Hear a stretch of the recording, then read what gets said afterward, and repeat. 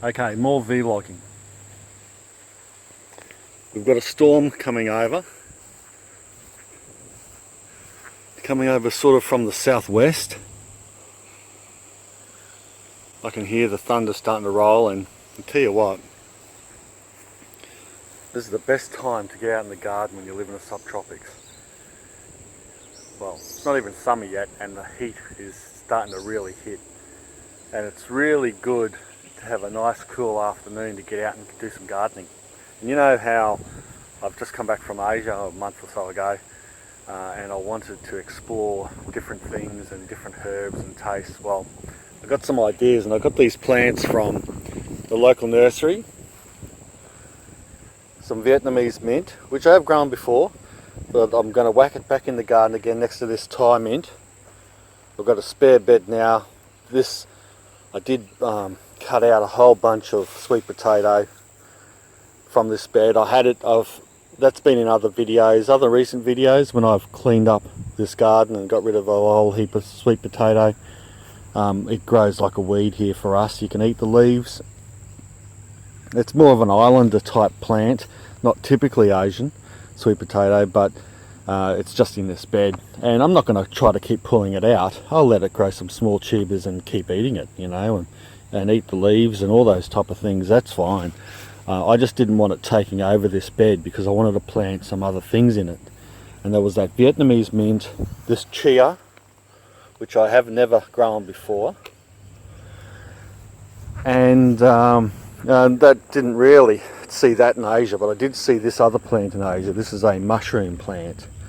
And it does actually taste like mushroom, the leaves.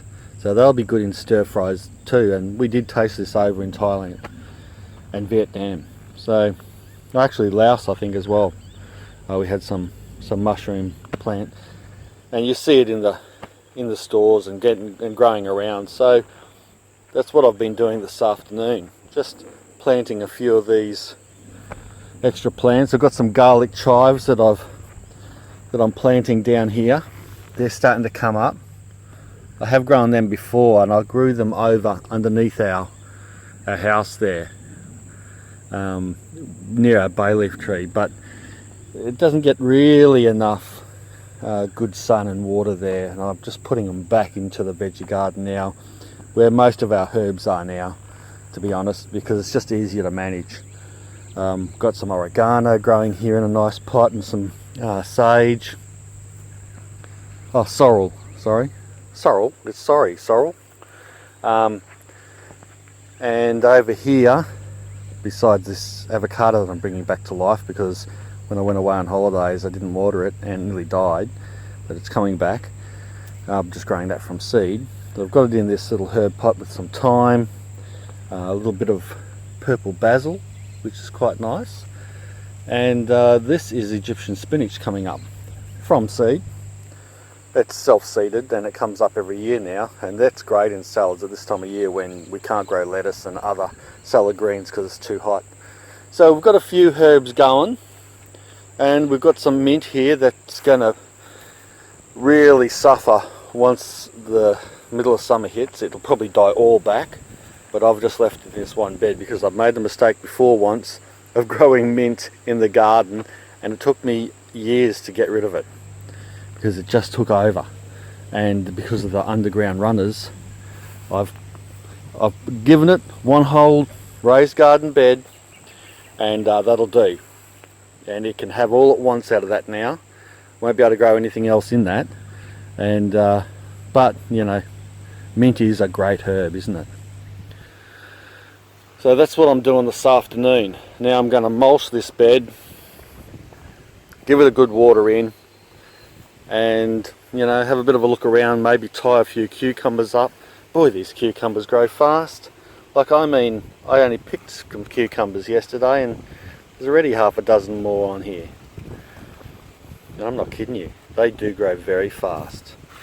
Cucumbers, they like double in size within 24 hours.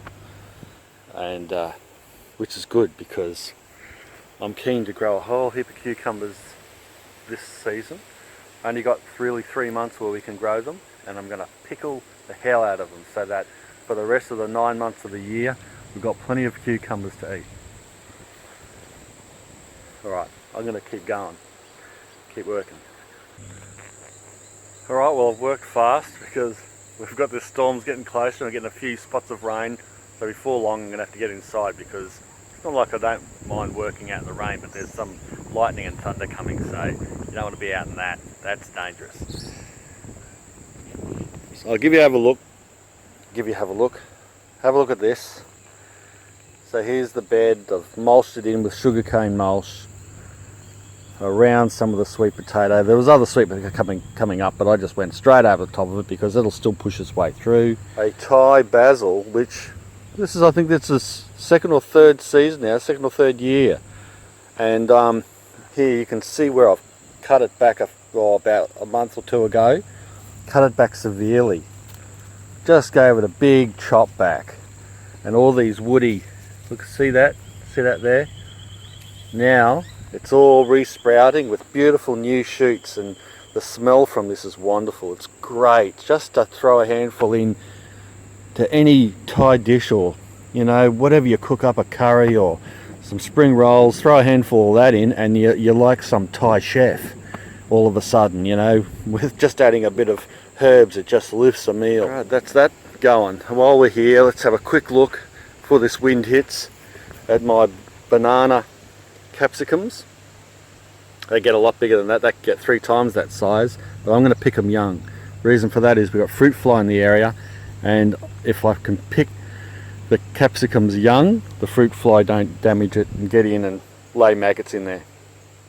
Or they sting it and the maggots hatch out, and then that turns to mush and they're no good.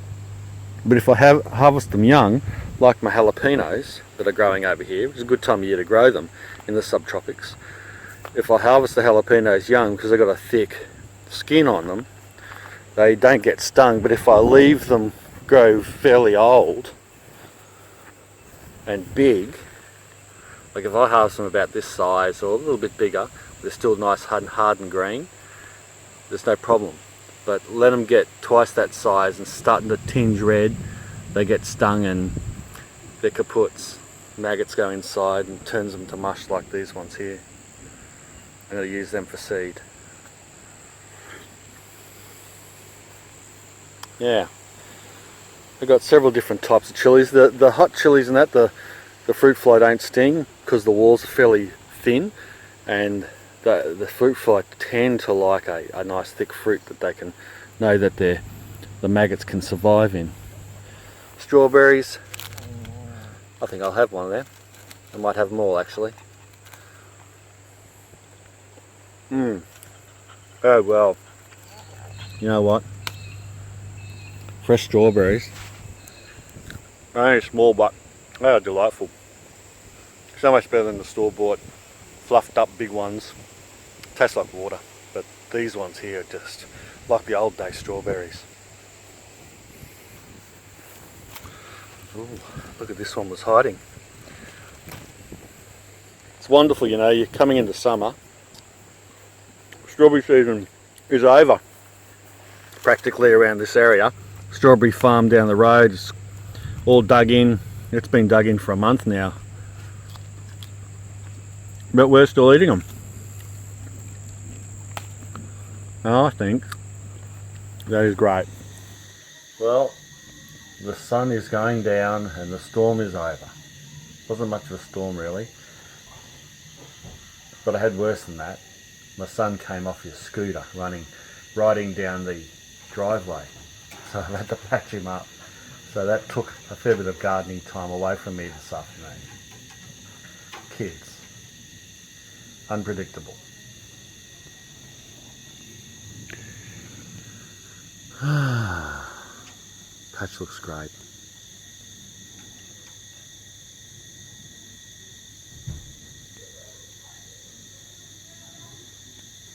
No. Well, that one's alright, but he's missing his mate, the other Lomond Brown.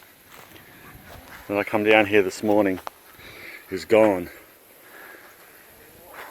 Day 2 vlogging with my phone, so probably a bit stuffed. Just got back from a run, 105 push-ups today, about a 5k run. But bad news. I've lost one of my Lehman Browns overnight in the pen. Oh, the ducks are all out over there. Gonna probably head down to the dam soon. Doing a bit of free ranging, catching any bugs or slugs.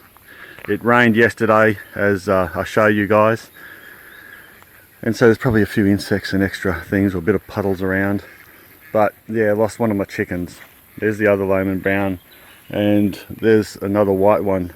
If you watch my videos, you would have known that a few months ago I got 2 white leghorns and 2 Lehman Browns, just to bump up my flock a bit, because natural attrition, you know, we lose birds, but I don't expect to lose new birds to snakes, and that's what's happened. There's the other leghorn. I'm just filling up the ducks' buckets at the moment. There's a few signs that a python has been in here. There's, if I go to the nesting boxes, now see, this is where I've started to build my cage that's going to come out. It's like a secondary, going to be a secondary aviary type thing, or chicken run, where they can be safe. I'll have a door here, a automatic door, where they can come out into the secondary pen, but in here will be the safe area where it'll have a snake proof mesh around it, because what's happening is at night snakes are coming in over this fence. I mean, it's fox proof and that, which is good. Snakes are coming in, and they're taking the birds when they're roosting in their hen house. And this here is a classic. Bowed out. I'd push this all back in, and I'd say what happens is I've seen the snake resting there before, and then he was gone. I played that in a video not long ago. But I would say it stretched out a bit more to this morning. He'd eaten the bird, then he went in there for a rest, and then by morning he's gone and gone back out into the forest. And that's what's happened. And you know, that's not good. No, hold the phone, which is what I'm doing. I think I've found out what the issue is. There's a hole in my door here.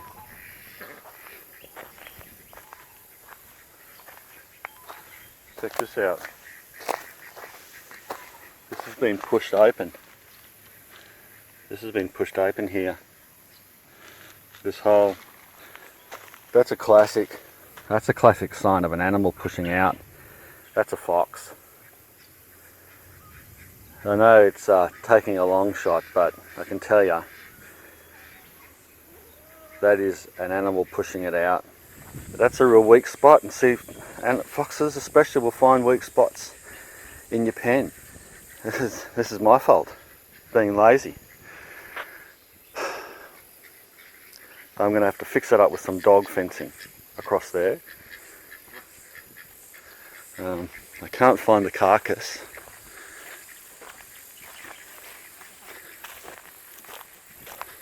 I'll keep looking, and I'll let you know if I find it. Well, I'm at the back of the pen here. It's a really old left-to-go mongrel site where all the hens and ducks roam to eat the seeds of the weeds and stuff. They're all having a play in there. Bloody water thing. But I haven't found the carcass of that Lehman Brown, but I have found a carcass of a hen I lost a few months ago. Here, there's nothing left of it except for some feathers and the head, which is a classic sign. That's the head there, there's the beak. A classic sign of a fox attack is they gnaw the head off first, and they usually leave the head and they eat everything else. This is a little Australorp, just a small bird. She was a crossbred of one of ours that we hatched ourselves. Yeah, went missing. I thought a snake took her, but it was a fox. He's been obviously probably coming in and out of that door, pushing it out. I hadn't really noticed. In fact, if I really do think back, I really do honestly think back. I remember fixing that up a few times. I thought it was the boys that have accidentally pushed on or whatever when they're shutting or locking the door up. I didn't think of it much, and I'd just put it back over the nails. But all this time it was probably a fox getting in there. You know, and that's why I'm losing birds. It probably wasn't even the python. You know? Yeah. Because to be honest, I don't lose many chickens to pythons. It's mainly ducks, because the ducks are on the ground and the pythons wait and attack. And you know, they'll take the odd duck, maybe one a year or so. Yeah, so lost those 2 chickens to foxes by the looks of it. Got my big sprinkler going, watering the patch today, or this morning, because it's so bloody hot. It's going to be a complete blue sky. Really hot. And I need to pump a bit of water into the patch. Giving the chickens and ducks some water down the back there. And now I've got to give this avocado a bit of water. You can see it's died back. I haven't got a cover over this one. I've sort of given up on covering avocados. I know it's supposed to make a difference, but bloody well hasn't for me over the years. The main problem I have is not really the sun that burns the stem and what they say. It's what's happened over the years for me is root rot. And that's why this is built up, because I'm trying to prevent root rot, fungus getting into the roots here and getting into the system, and then it kills the plant off. I've hit it. I've given this plant some a fungicide specifically against avocado root rot, and in the past that's worked maybe a little bit. It's okay, but you can see it's died back. Now it's reshooting. It's trying its best to come good again. And all I can do is help it as much as possible, give it water. What happens with the root rot is it basically prevents the tree from bringing up water and nutrients to the branches, and then you get leaf loss, and then the tree slowly dies. So yeah, we can only hope that this one comes back.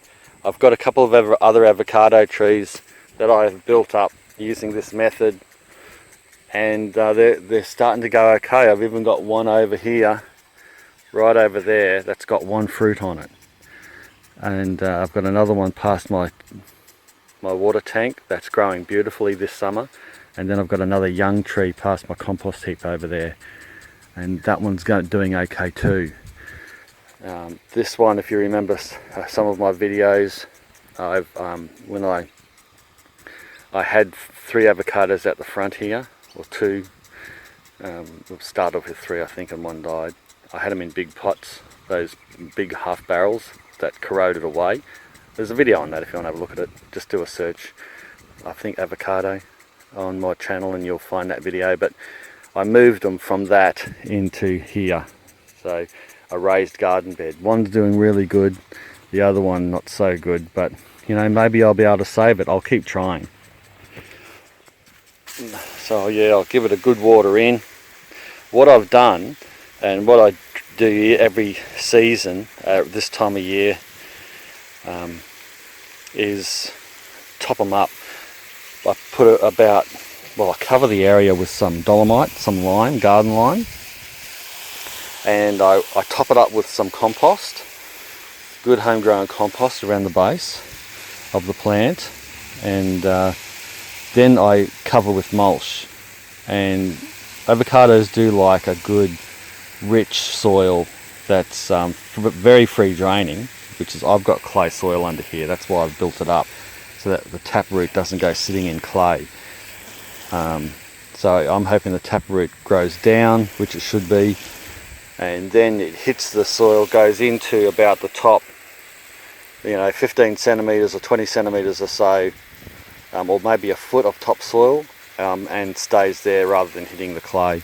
And hopefully this tree, if I give it enough love and care, and keep giving it the root rot fungicide, Hopefully it will mature enough. Once you get an avocado tree that's growing well and has matured, say 5 or 6 years old, then it's less susceptible to root rot and it can survive on its own.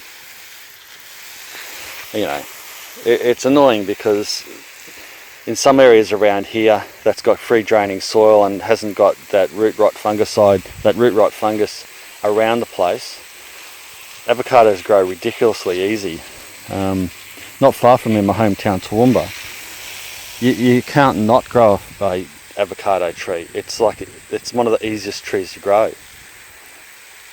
But here, it's the hardest tree I've found in all my 100+ different fruit trees that we grow here.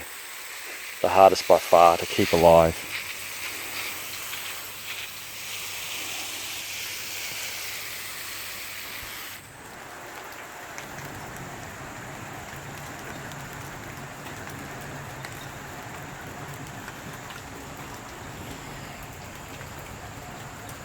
Well, I was in the process this afternoon of painting our stairs, but as you can hear and see, it's raining now. We've got a big thunderstorm coming over, so there goes that job.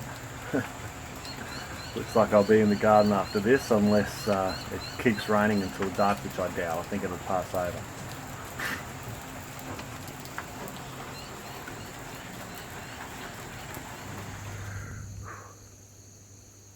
Well, it's about 5 in the afternoon. Didn't obviously get any painting in because it's raining, or was.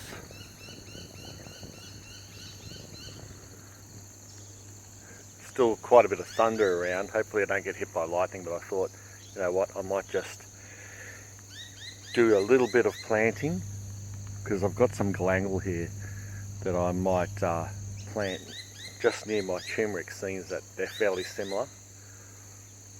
And I did try growing this galangal before,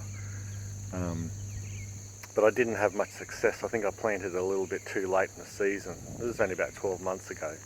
So I've got some from the local nursery and I'm going to whack them in now. And we'll probably get a bit of rain overnight, which will be good, and get a good start. But I won't plant them next to the turmeric, seeing that they're fairly similar, although the galangal has a smaller leaf, but they essentially are a fairly similar type of plant. So I'll plant them just a little bit away so I don't get them mixed up, seeing that they've got a similar type tuber. But yeah, I haven't planted it before, and it's going along with my Asian type spree that I'm on, all inspired from our Asian trip, and I just wanted to plant some and start eating it. Well, that's the galangal done.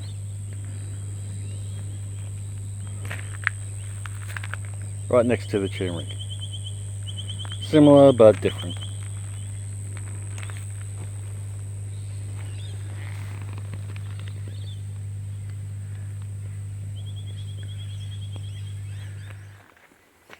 I couldn't paint yesterday anyway because I had to put these knobby things on, these Federation knobs on these stairs, and then I'll paint it. So yeah, one knob on each, and then I'll get to painting it.